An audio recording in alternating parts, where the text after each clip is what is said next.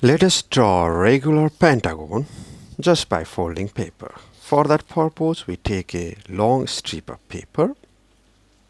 We have a long strip of paper, and let's make a knot.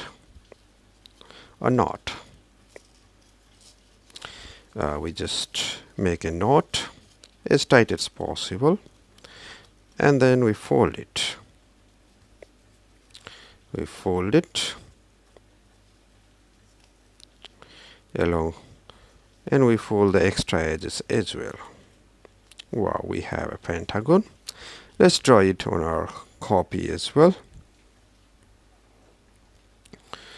We don't need a scale.